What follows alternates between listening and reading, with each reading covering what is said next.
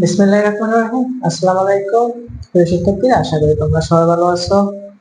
আজকে আমরা হচ্ছে যে রসায়ন নবম ও দশম অর্ধবার্ষিক পরীক্ষা 2025 সদস্য নিয়ে আলোচনা করবো। তো প্রিয় শিক্ষার্থীরা, আমি আমার আগে আমার একটা পরিচয় দিতে চাই। আমি একটা হাই স্কুলে আজকে দীর্ঘ প্রায় 3 বছর রসায়ন পড়াইতেছি। তো আমি এখনো একটা হাই স্কুলে অধ্যয়নরত আছি সহকারী শিক্ষক হিসাবে। তো তোমাদের জন্য, শুধুমাত্র তোমাদের জন্য, যেহেতু তোমাদের নতুন কারিকুলাম থেকে আবার পুরাতন কারিকুলামে পরীক্ষা নিতেছে এবং হচ্ছে যে পুরাতন কারিকুলামটাকেও তোমাদেরকে পড়াশোনার প্রতি আবার অ্যাক্টিভ করছে। এই কারণে হচ্ছে যে তোমরা অনেক দ্বিধাদ্বন্দ্বের মধ্যে আছো যে কোনগুলা করতে হবে কোনগুলা করতে হবে। হঠাৎ করে একটা সিলেবাস তোমাদের সামনে পরিবর্তন হয়েছে, আবার পুরাতন সিলেবাস হচ্ছে। তো তোমাদের ওই ভয় দূর করার জন্য আমি সাধারণত আজকে পদার্থের গঠন, তোমাদের তৃতীয় অধ্যায় খুবই খুবই ইম্পর্টেন্ট। তো তৃতীয় অধ্যায় থেকে একটা সৃজনশীল থাকবে, ঠিক আছে? তো সাড়ে তৃতীয় অধ্যায় তো সবগুলো টপিক তোমার মুখস্থ করা সম্ভব না।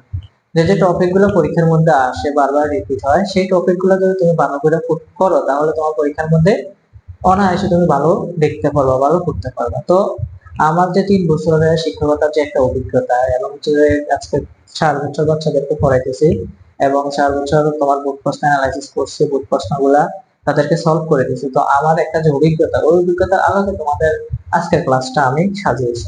তো তোমরা দয়া করে প্রথম থেকে শেষ পর্যন্ত ক্লাসটা করার চেষ্টা করবে, এবং হচ্ছে যে আমি যা যা কথাগুলো বলি সব কথা তোমরা নোট করবে, এবং তোমাদের পাঠ্য বই থেকে এগুলো পড়ে নিবে। তারপর বোর্ড প্রশ্নগুলো সলভ করবে, বোর্ডের এসিকিউ গুলো তোমরা দেখবে। তারপর ইনশাআল্লাহ তোমরা দেখবে যে একটা ভালো প্রস্তুতি নিতে পারবা তৃতীয় অধ্যায় থেকে, পদার্থের গঠন থেকে।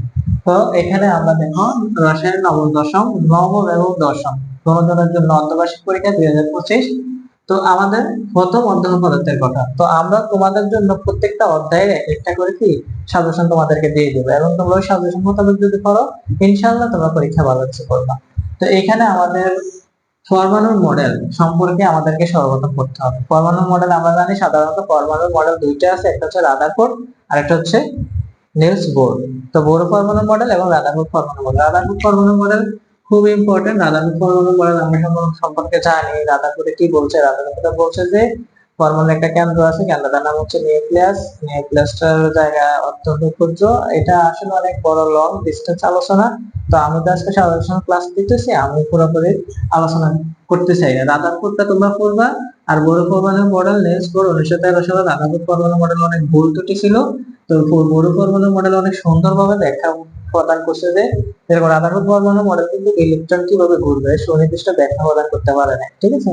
কিন্তু বোর পরমাণু মডেল উনি ওইটা সুন্দরভাবে ব্যাখ্যা প্রদান করছে। উনি বলছে যে বোর পরমাণু মডেলের মধ্যে বলছে পরমাণু নিউক্লিয়াসের কেন্দ্র করে বৃত্তাকার হতে দিবে, এবং প্রত্যেকটা বৃত্তাকার হতার জন্য উনি ওনার অরবিট বা শক্তি স্তর নির্ণয় করছে। প্রথমটা কে, তারপরটা এল, তারপরটা এন, তারপরটা এন, এভাবে। তো ওনার সাফল্য এবং সীমাবদ্ধতা, এবং মানুষ মাত্র এগুলো মানুষের ভুল হতেই পারে। তো ওনার সীমাবদ্ধতা গুলো তোমরা পড়ে নিবা, সাফল্য গুলো খুবই ইম্পর্টেন্ট, ঠিক আছে? সাফল্য এবং বোর রাদারফোর্ড পরমাণু মডেলের দুইটা মিলে কিন্তু আমাদের কি আসবে পরীক্ষার মধ্যে, সিকিউর মধ্যে ঘ নাম্বার আসবে যে বোর পরমাণু মডেল এবং রাদারফোর্ড পরমাণু মডেল কোনটা উপযোগী ব্যাখ্যা করো। তাহলে তোমার উপযোগী কখন, যখন সাফল্যতা আমরা জানবো, তখন আমরা এটার উপযোগী ব্যাখ্যা দিতে পারবো।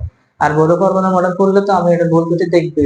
একটা ভুল হচ্ছে বোর পরমাণু মডেলের, আরেকটা ভুল হচ্ছে যে সৌরজগতের সাথে নিউক্লিয়াসের ইলেকট্রনকে সংযুক্ত করছে। উনি যে বলছে যে নিউক্লিয়াসের কেন্দ্র করে ইলেকট্রনগুলো যেভাবে পরিবহন করে, সূর্যকে কেন্দ্র করে সৌরজগতের গ্রহগুলো একইভাবে পরিবহন করে, কিন্তু সৌরজগতের মধ্যে গ্রহগুলোর মধ্যে কোনো আধান নাই, আধান বেশি। হ্যাঁ, তার নিজ অক্ষ বরাবর প্রতিনিয়ত যেভাবে আছে ওইভাবে ঘুরতেছে। বাট নিউক্লিয়াসের ভিতরে এবং ইলেকট্রনের মধ্যে আধান আছে। নিউক্লিয়াসের ভিতরে প্রোটনটা হচ্ছে ধনাত্মক আধান, আর নিউক্লিয়াসের বাইরে যে ইলেকট্রন, ইলেকট্রন হচ্ছে ঋণাত্মক আধান। তো ধনাত্মক এবং ঋণাত্মক আধান কারণ থাকার কারণে তাদের মধ্যে একটা আকর্ষণ বল কাজ করে। তো প্রোটন যেহেতু ধনাত্মক, তার শক্তি বেশি। ইলেকট্রনটা ঋণাত্মক যেহেতু, তো এটা ঘুরতে ঘুরতে ঘুরতে ঘুরতে ঘুরতে একসময় ক্রমাগত শক্তি হারিয়ে পরমাণুর উপর পতিত হয়, এবং পরমাণু নিউক্লিয়াসের উপর পতিত হয়, পরে পরমাণুটা বিলুপ্ত হয়ে যায়।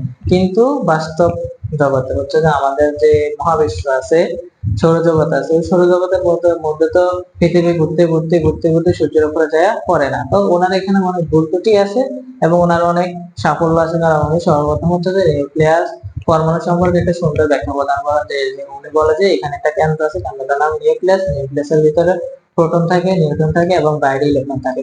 এই সুন্দর ব্যাখ্যা কিন্তু আগের কোনো বিজ্ঞানী দিতে পারে না, যে রাধা করে দিচ্ছে, কিন্তু ভুল থাকতেই পারে। ওই ভুলটা সংশোধন করছে কে? নিলস বোর 1913 সালে নিলস বোর এটা সংশোধন করে দিচ্ছে। এবার এই বোর পরমাণু মডেলের মধ্যে সবচেয়ে বেশি ইম্পর্টেন্ট, এটা থেকে 3 মার্ক তোমাদের থাকবে, 3 মার্ক। বুঝতে পারছো? 3 মার্কে সূত্র দিয়া, এই সূত্র দিয়ে শুধু সাধারণত অঙ্কটা আসবে। এমবিআর কণিক ভরবেগ, কণিক ভরবেগ হচ্ছে এমবিআর, এমবিআর সম্পূর্ণটাকে কণিক ভরবেগ বলে। আর এখানে এম হচ্ছে যে তোমার প্রধান কোয়ান্টাম সংখ্যা বা প্রধান শক্তি স্তর বা অরবিট। এই হচ্ছে প্ল্যাঙ্কের ধ্রুবক, প্ল্যাঙ্কের ধ্রুবকের মান হচ্ছে তোমার মনে রাখবা 6.626 ইন্টু 10^34। ঠিক আছে? আর ফাই তো আমরা জানি, ফাই এর মান হচ্ছে 3.1416, আর টু তো আমরা জানি এটা হচ্ছে যে মান। এবার হচ্ছে যে উপশক্তি স্তরের ধারণা, সবচেয়ে বেশি ইম্পর্টেন্ট। উপশক্তি স্তরের ইলেকট্রন বিন্যাস আমাদেরকে জানতে হবে। উপশক্তি স্তর ধারণা সম্পর্কে জানতে হলে উপশক্তি স্তর 4টা অরবিটাল আছে, একটা এস, একটা পি, একটা ডি আর একটা এফ। এই 4টা অরবিটালের মাধ্যমে কিভাবে ইলেকট্রন বিন্যাস করে তাও আমরা ওই উপশক্তি স্তর ধারণা শিখে নেব।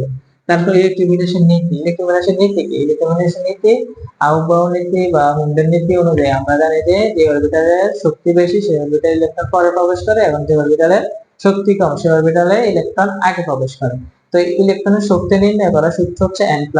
n হচ্ছে প্রধান শক্তি স্তর, l হচ্ছে উপশক্তি স্তর। তো তোমরা ওই টপিকটা ভালো করে পড়ে নেবে, ইলেকট্রন বিন্যাসের নীতি খুবই ইম্পর্টেন্ট, ভালো করে পড়ে নিবা। আজকে সাজেশন ক্লাস, তোমরা যদি চাও স্যার এই সাজেশন ক্লাস আপনি ব্যাখ্যামূলক ভাবে সমাধান করে দেন, তাহলে আমি অবশ্যই তোমাদের এই ব্যাখ্যামূলক সমাধান ক্লাস করে দেবো, যদি তোমরা চাও আর কি। আমি জাস্ট সাজেশন ক্লাস, তো আমি সম্পূর্ণরূপে তো ব্যাখ্যা করতে পারি না, শুধু জাস্ট একটু আলোচনা করে দিতেছি। পটাশিয়ামের ইলেকট্রন 3d অরবিটালে না গিয়ে 4s এ কেন যায় ব্যাখ্যা করে। তো আমাদের তো ইলেকট্রন বিন্যাস সম্পর্কে জানতে হবে, ইলেকট্রন বিন্যাস কিভাবে করে। তো আমরা যখন উপশক্তি স্তর ধারণাগুলো যে শিখতে পারবো, এস পি ডি এফ এগুলা দিয়ে কিভাবে তোমার অরবিটাল বাইর করা হয়, 1s 2s 3s 3p, এভাবে আমরা ইলেকট্রন বিন্যাস করে নেব। তো ইলেকট্রন বিন্যাস করলে আমরা এই পটাশিয়াম ইলেকট্রন বিন্যাস করে 3d অরবিটালে না গিয়ে 4s এ কেন যায় তা ব্যাখ্যা করার জন্য আমরা কি করতে হবে? এই ইলেকট্রন বিন্যাসের নীতিটা সম্পর্কে জানতে হবে। এখানে আমাদের 3d অরবিটালের শক্তি বেশি নাকি 4s অরবিটালের শক্তি বেশি সেই সম্পর্কে আমাদেরকে ধারণা করতে হবে, অ্যানালাইসিস করতে হবে, তারপরে আমরা ওটা ব্যাখ্যা প্রদান করতে হবে।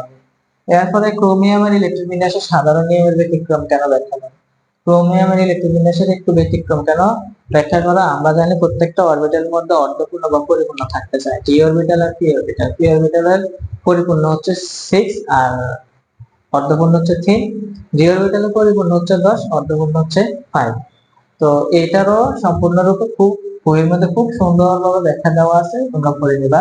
তো পারমাণবিক ভর বা আপেক্ষিক পারমাণবিক ভর নির্ণয়, এই সূত্র দিয়ে তোমাদের অঙ্ক আসবে। বোর্ডের একটি পারমাণবিক ভর 1.66 ইন্টু 10^24 গ্রাম, ওটা দিয়ে যদি আমরা ভাগ করি তাহলে পারমাণবিক ভর বা আণবিক ভর আমরা নির্ণয় করতে পারবো।